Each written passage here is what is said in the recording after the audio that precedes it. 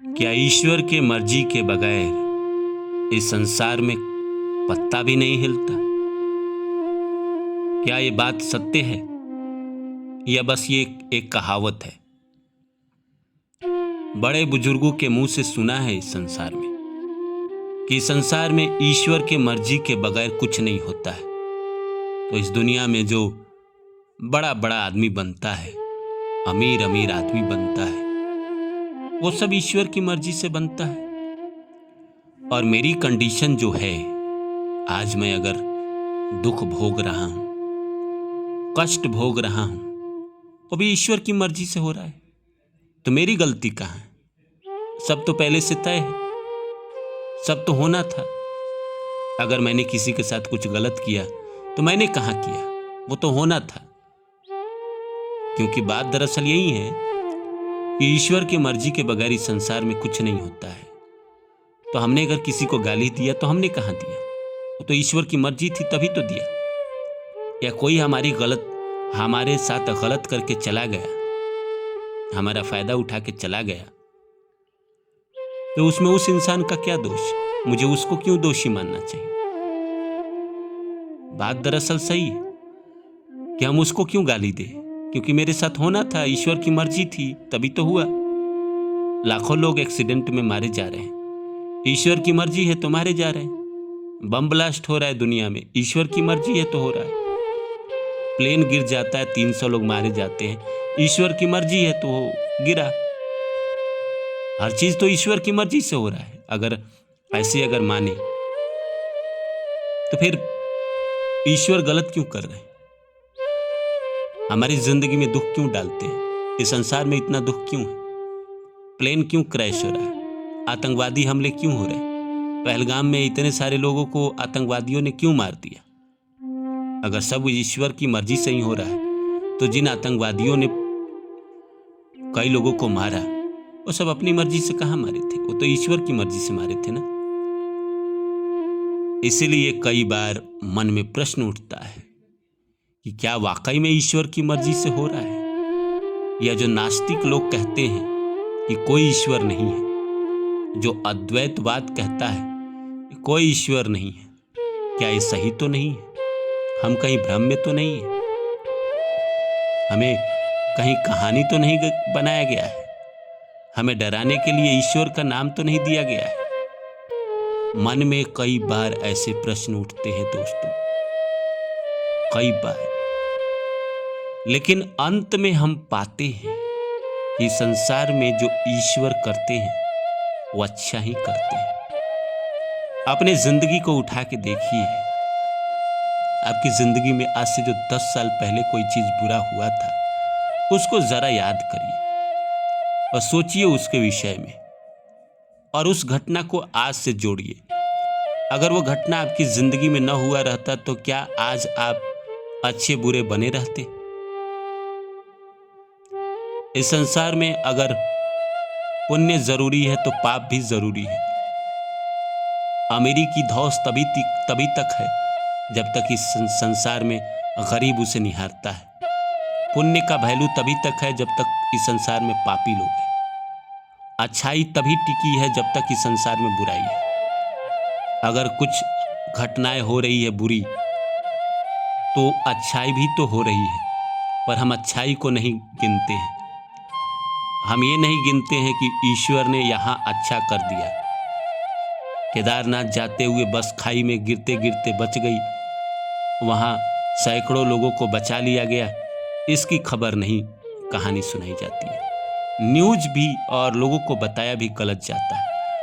खबर ये नहीं बताया जाता है कि एक ऑटो वाले को एक पर्स मिला, उस पर्स में लगभग 4 लाख के करीब रुपया थे।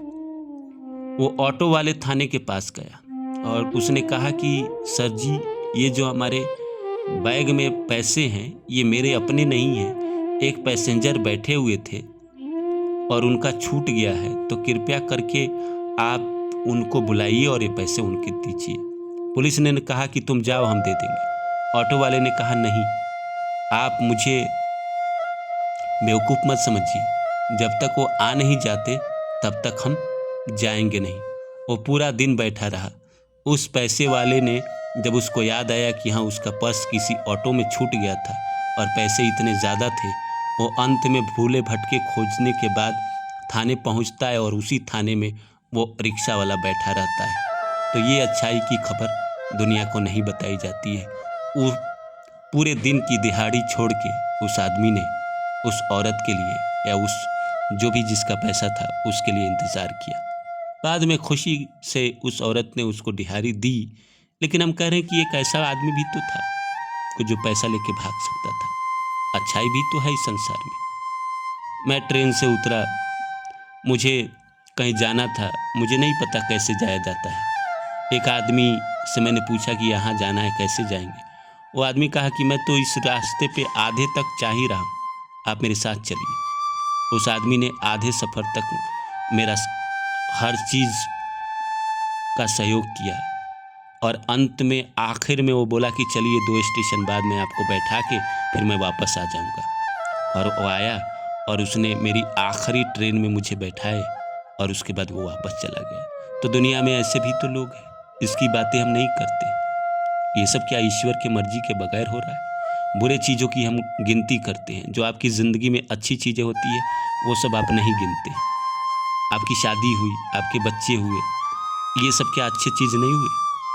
आपकी ज़िंदगी में जो कुछ भी हो रहा है ईश्वर की मर्जी से हो रहा है।